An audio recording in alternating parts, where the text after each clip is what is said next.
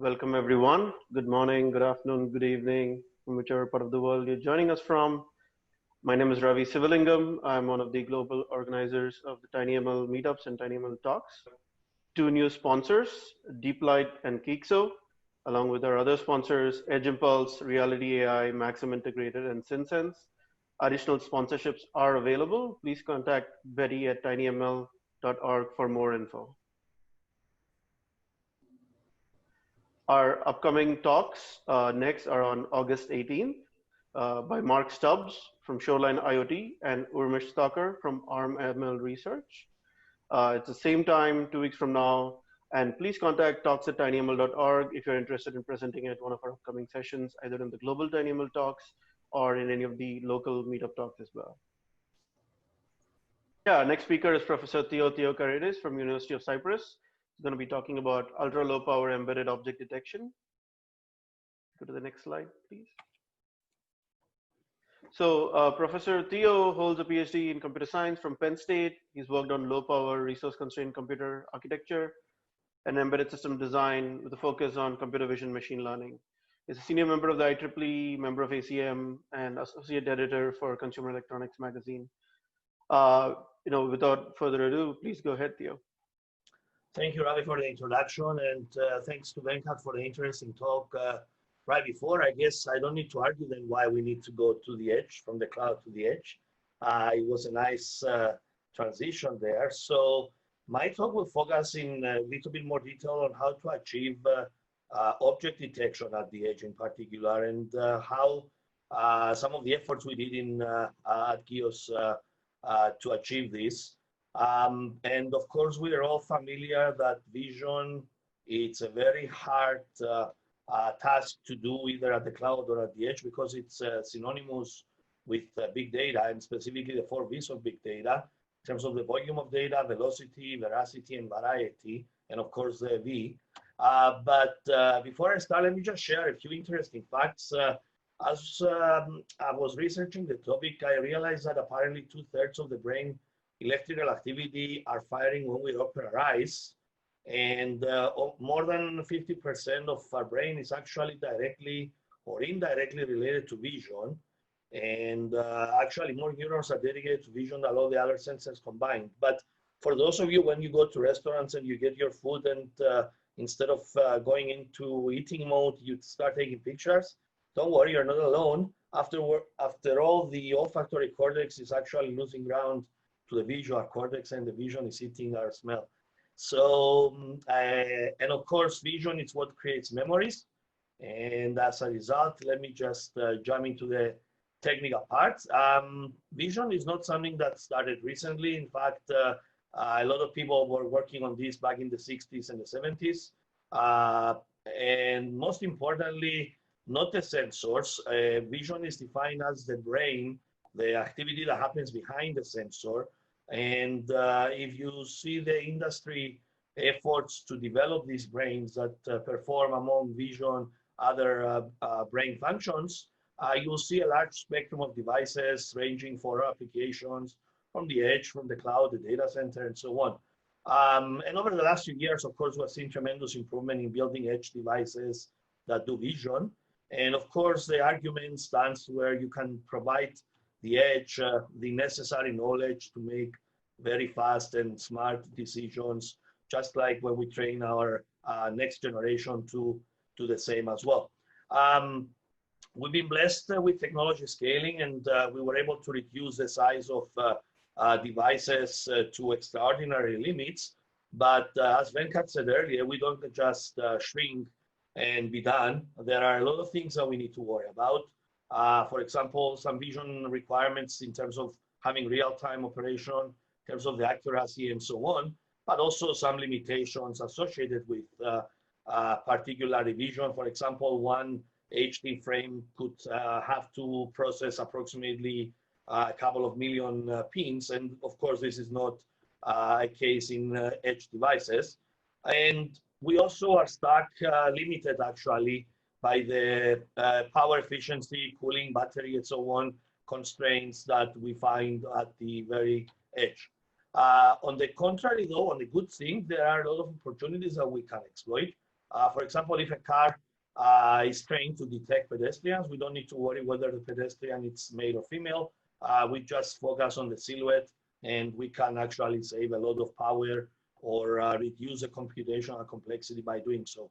So today I will talk a lot about detection. So before I do that, let me just give you an overview of how object detection traditionally works. Obviously, there is a classifier behind this process. The classifier can be any machine learning based algorithm such as a neural network or support vector machine and so on. So the idea is that the classifier has a receptive field. The receptive field is usually small, otherwise the complexity of the classifier it's ridiculously growing and very hard to actually achieve even in large scale CPUs and GPUs. And to do that, to be able to fit those small pieces of information on the receptive field, we scan the image, we generate the candidate search windows, which are limited by the size of the receptive field of the classifier. And to compensate for the possibility of larger objects being in the picture, we proceed to do an image pyramid, usually generation, that is downscaling the image and then researching and so on. All these candidate search windows are then passed through the classifier, which gives us a yes or a no whether there is the object of interest in the specific frame. And to showcase how this works, let's take a look at the picture shown in the street shown in the picture. So the red windows are the classifier windows that fed into the classifier. We downscale and we refeed the classifier, and the detector basically sees these tiny small bits of information at each time. This is of course a big bottleneck because as we increase the image size, and we're talking about HD windows or HD frames nowadays, the number of windows of course increases exponentially. If we increase the search scales, obviously the number of windows increases, and of course if we try to be more accurate by shrinking the window step, this also results in a very rapid increase in the search windows as the step size becomes too small. But thankfully, we can take advantage of biology, and specifically one of the things that we started looking into is how we can use mammalian vision, stereoscopic vision that is, which gives us the depth of the image, the relative depth of the objects in a picture. And thankfully, we have an abundance of sensors that gives us the depth nowadays, from stereo cameras to LiDAR and many other sensors. So our first approach in order to reduce the complexity of the search involves the depth, and in particular some very small but very efficient approaches, namely motion, depth, and edge, and I will showcase how that works prior to shifting the windows into the classifier. So first I'm going to talk about the depth and how the depth and edge combined can help, and then I will showcase how the motion also works. The reason the depth is very useful is because the distance from the camera, the relative distance of the object for the camera, can give us, as the object of course moves away or closer to the camera, with a very simple equation, the actual pixel window size of the object that we're looking for. And at the same time, if we can generate the depth image, we can use a very sharp, very small, and very efficient filter, namely an edge detector, that will search through the disparate image, the depth image, and quickly discard background regions, because usually background regions have a very small number of edges. Obviously, this can be a threshold-based approach, and the threshold value can be set empirically. So essentially, if you search through the disparate image, you can quickly discard regions of interest that do not have a large number of edges, which means they do not have a large number of objects. And then by using window size estimation, we can focus and discard the windows that are not useful towards the detector. At the same time, motion usually happens when we have a change in between successive frames. So unless there is motion, we don't need to look back at the same region over and over and over and over. So if we combine these two very small tricks, and we did that so by generating some lab images, which I'm going to show, we find the areas of change. We compute the window size for the motion pixels. We use the edge to discard background and other information. And once we do that, we use reverse mapping and dynamically choose the window sizes that will be fed to the classifier and downscaling only the windows of the sizes that we anticipate the object to be in. Thus, we keep the accuracy while at the same time reducing the complexity. And when we were doing that, we realized that only 0.6% of the windows actually reach the classifier in some sets of images that we captured in the lab. But even if we run some videos, such as a 100-meter race at the, I believe, the London Olympics, we realized that only 1% of the windows actually reach the classifier. And this resulted in tremendous savings, both in terms of computational complexity, but also in terms of powers.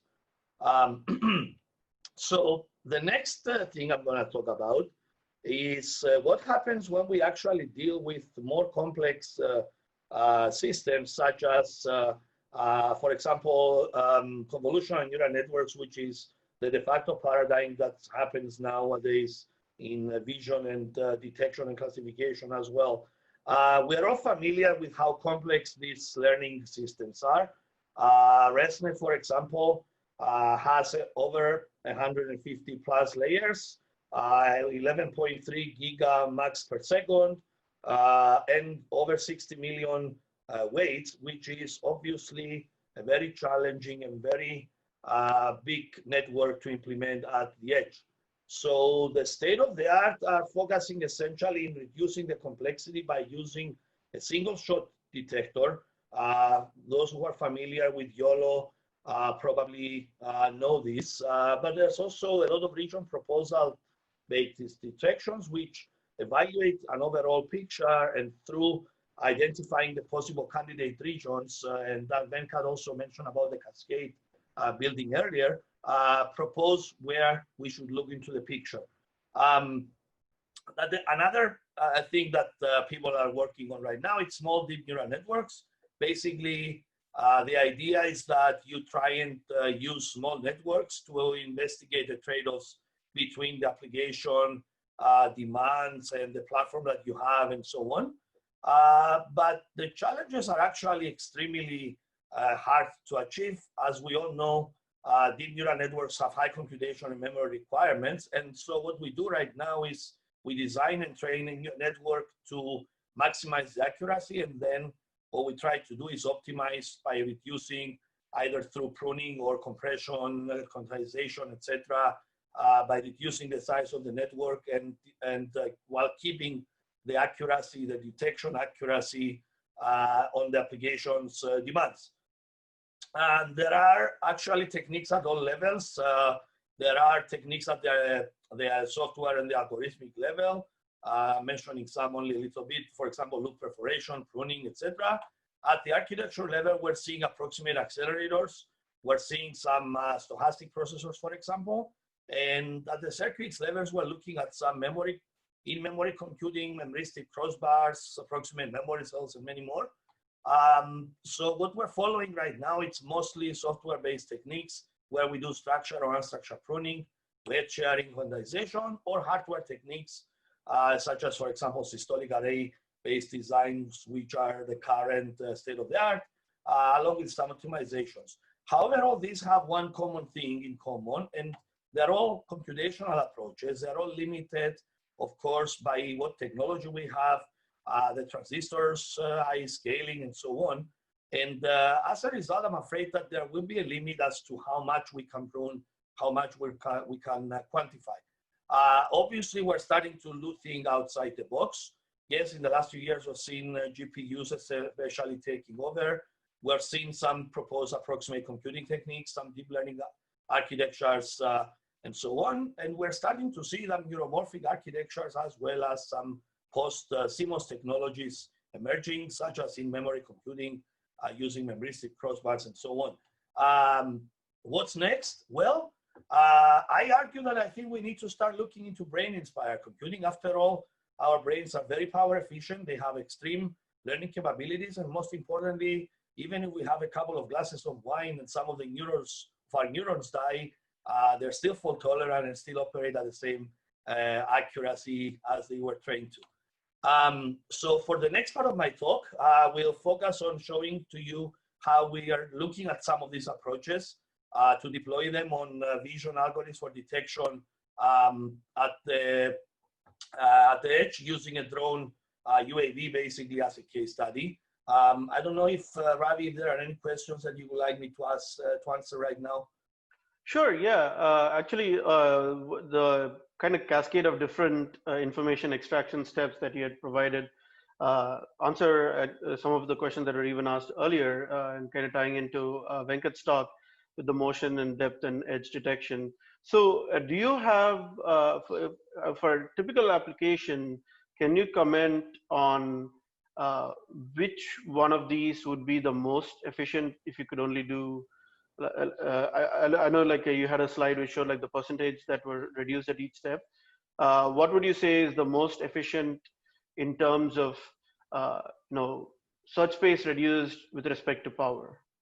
Okay. Because depth sensors are a little more expensive than motion detection, for example. Yeah, motion detection actually, yeah, it's very simple and has been heavily researched in the last few years. So I would think that would be the easiest to implement. The problem with motion detection is that you don't know the size of the object, so you don't know also the distance of the object, so you still have to look at the whole picture, at the whole different sizes. Plus, motion can be used in applications where there is, change of events and things like that. I would say that the best answer I can give you is probably application specific in the context of what the demands are. So for example, if we're looking at an application where the frame rate processing, it's not necessarily, it doesn't have to be, for example, above 15 or 20 frames per second, then the motion, it's probably gonna be the best one to use. The depth and edge are quite expensive in terms of the power. The good thing about the depth and the edge is that the depth is usually computed straight off the sensor, especially if we're talking about LiDAR sensors or any other sensors that we do not need to do the stereo matching, which is by itself very, very expensive.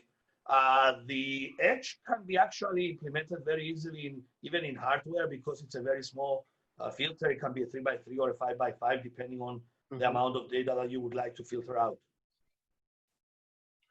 Great. Another question is about for object detection. You had shown like the cascade approach versus I know you talked about some very heavy neural networks, but also about the smaller versions of those for object detection.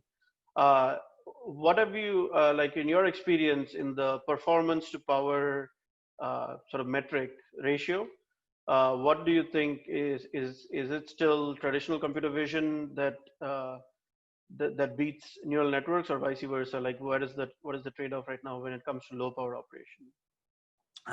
Right now, I would think that we have not yet reached the level where I think, in my strong opinion, we at the edge at least, we need super heavy neural networks. I think right now, the things that we're doing at the edge, and in fact, it's one of the conclusions of my talk at the very last couple of slides. I think if we can do small, we need to do small.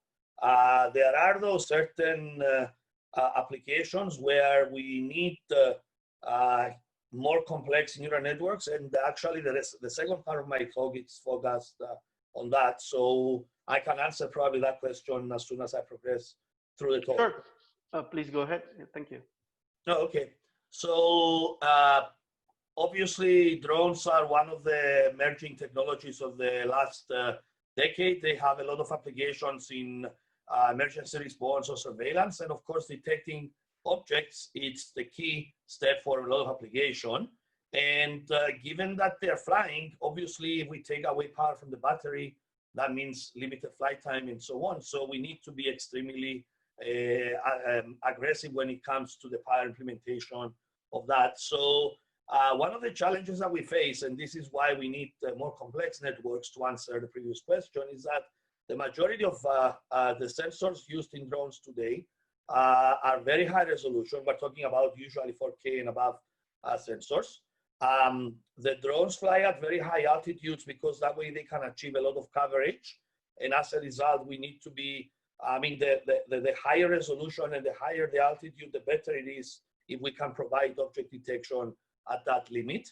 And that, of course, comes with the problem of having a much higher computational cost, and the problem that if we're dealing with high resolution images and high altitude images, we cannot just shrink into an image pyramid, which is the approach that I have already presented earlier. So we need to do something different. So when we started looking at this problem, we decided to take one of the existing networks, namely YOLO actually, and try to optimize it for the application that we were looking, which was detecting pedestrians, vehicles, etc.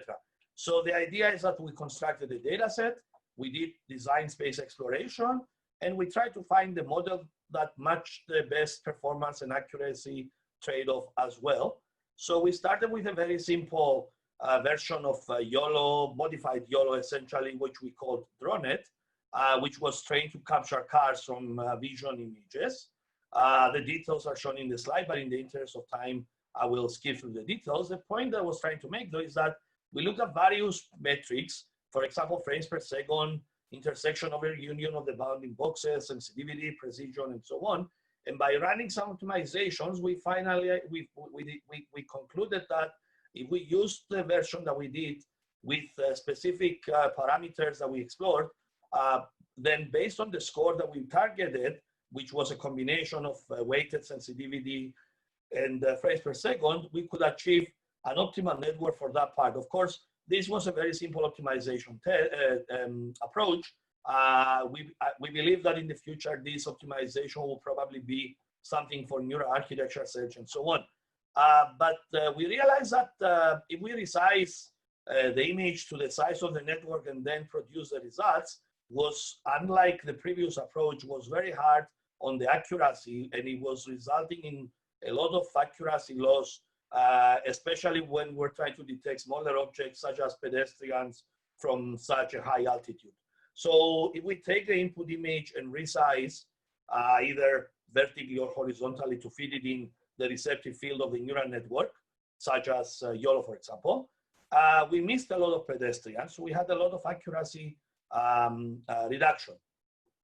As a result, we wanted to find a solution that we can keep the resolution intact, make smaller detectable, but at the same time, avoid the computations that are unnecessary, similar to our previous strategy.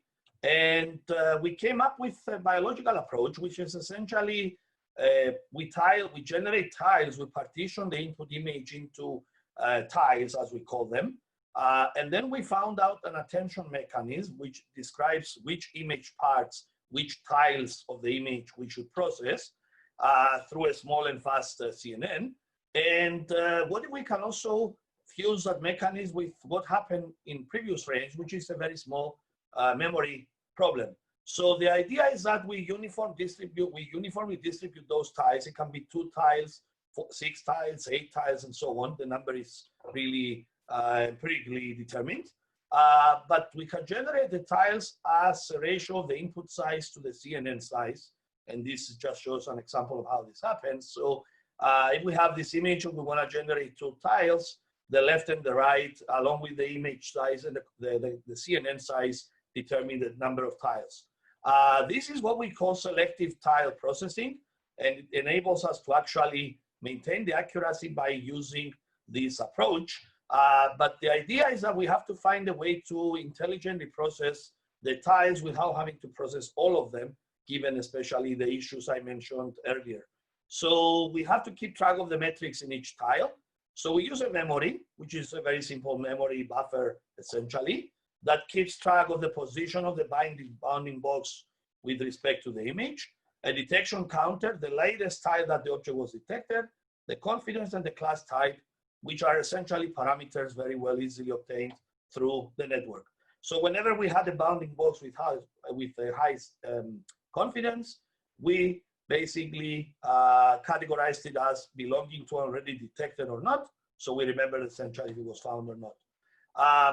Obviously, this is a good association between bounding boxes, and we use the IOU as well as the class confidence. So if we have a high OU, it's a correlation to a previously detected object.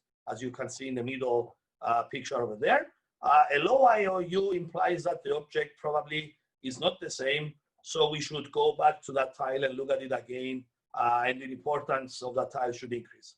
Of course, we have to keep the memory buffer relatively small, otherwise we essentially are starting to lose the objective, which was to reduce the complexity.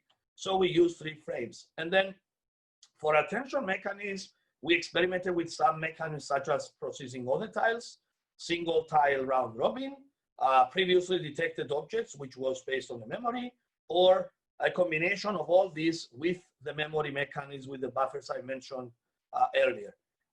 And we actually experimented in the field using a drone. I have to admit that nobody got hurt through that, neither the drones, neither the students, nor the drones or the environment, just to make sure that. When we ran this on the drone using an Android XU4 platform, we discovered that the average processing time was extremely low, but the sensitivity, when it came to a very simple version, the original version I presented, went to 92 and 91% compared to 19% that was approached earlier.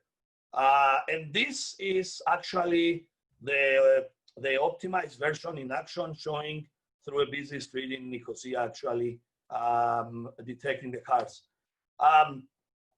We started thinking about this, and we realized that the tiling mechanism can be further improved.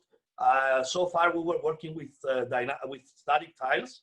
So what we were trying to find some dynamic adjustment that would further reduce the power.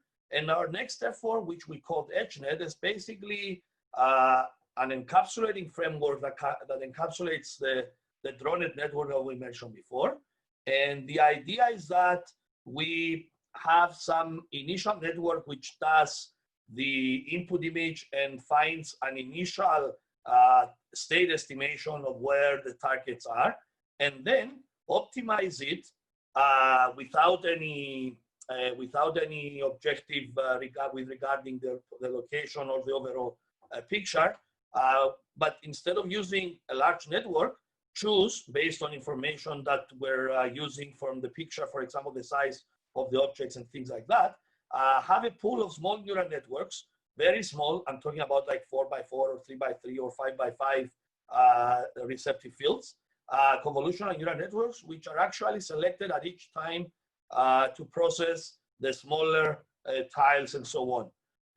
In order to compensate that and not having to run the high-level neural network every time, we actually used a very small, very lightweight tracker. In fact, the Lucas Canate tracker, I will talk a little bit about later, so that the initial position estimation, which was the very first, which is the very first step, it's only used in the very beginning of the operation of the framework, and only when we have some sort of a larger change or a large change in the network and so on. The Lucas Canate tracker is a very old tracker, actually dates back to 1981. We chose it because it's very simple. It's very low computational complexity and quite effective, actually. So even some very simple solutions, as I mentioned earlier, work pretty well. And just to show how good this is, this picture shows a normalized power consumption comparison for the framework with 135. The 135 involves the number of neural networks, the small neural networks that are found inside the pooling stage. And I can talk a little bit about that offline, maybe in the interest of time. And the tinyYOLO, as well as some other implementations that we did. And we see that even if we run it on a CPU or on the Android platform or even a Raspberry Pi 3, we achieve a lot of savings, especially when on the CPU, compared to the other approaches that we did before. And this is actually a photo of the framework that I just mentioned in action. And this is a video, I'm hoping that you all can see it, with the bounding boxes and the tiles that are being processed every minute.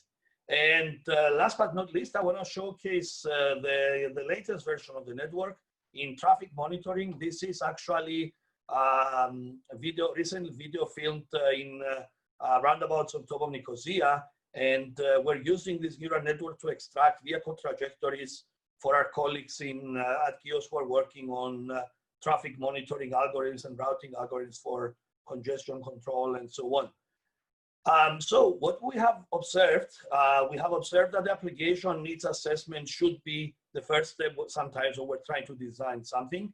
As I mentioned in the break earlier, simple solutions may be extremely sufficient.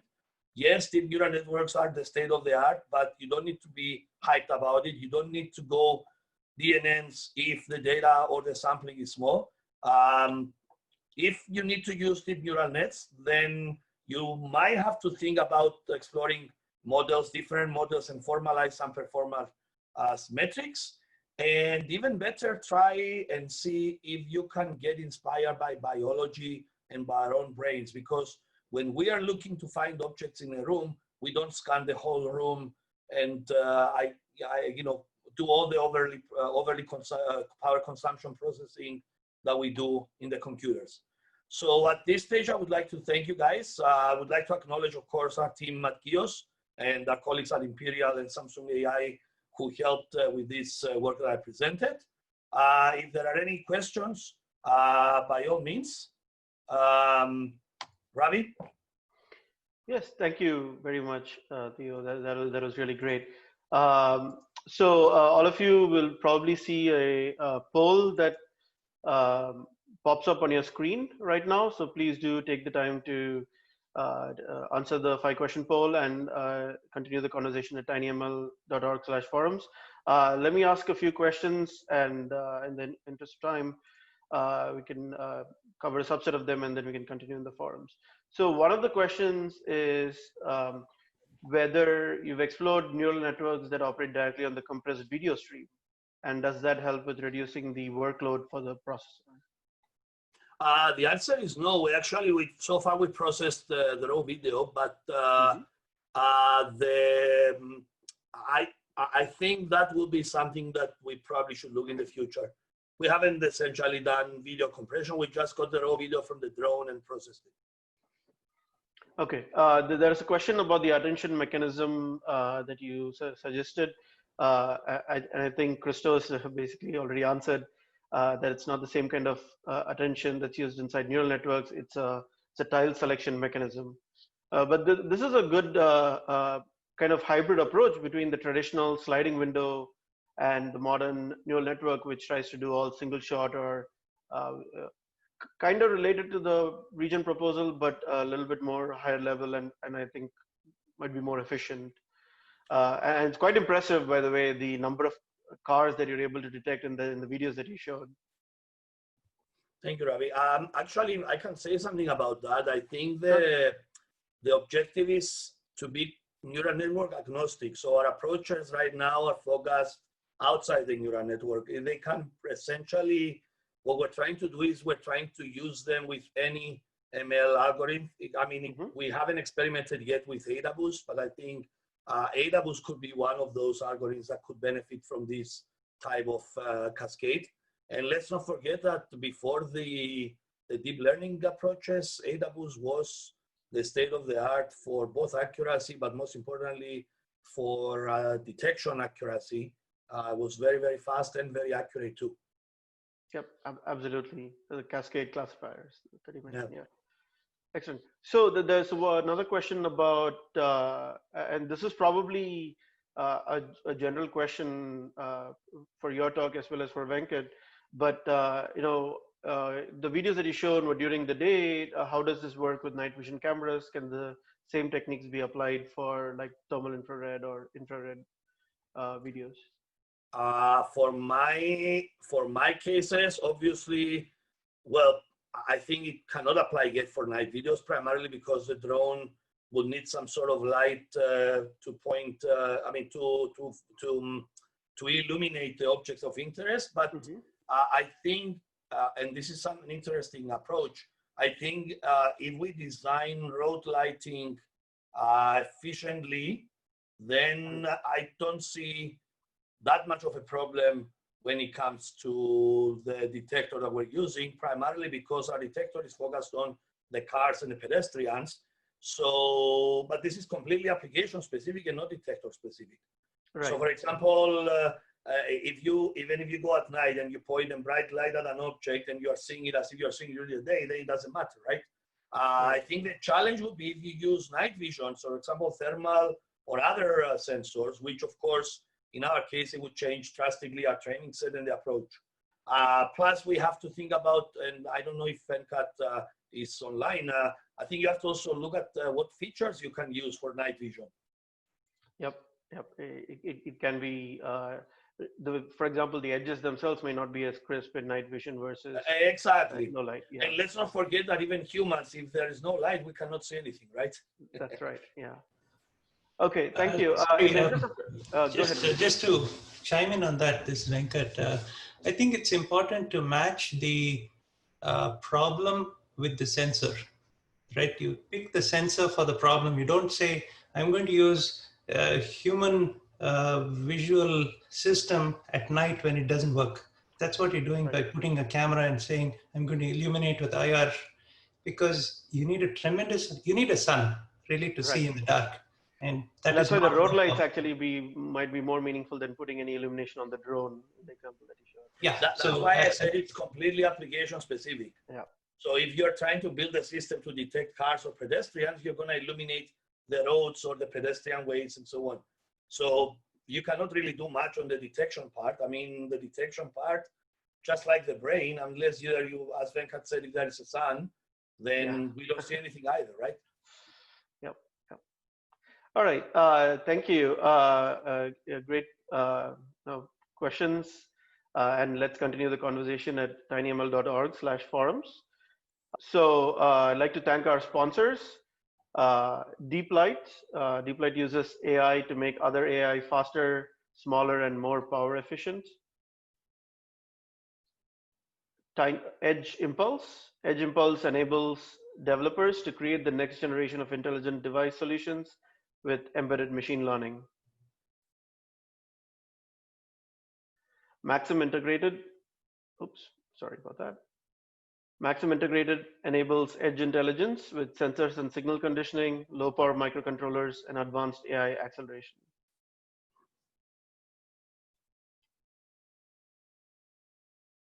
Kixo automated machine learning platform that builds tinyML solutions for the edge using sensor data. Reality AI. Reality AI is the leading product development environment for edge AI and tinyML on microcontrollers. And finally, SynSense. SynSense builds ultra low power sensing and inference hardware for embedded mobile and edge devices. Just a reminder for our next tinyML talks on August 18th, same time.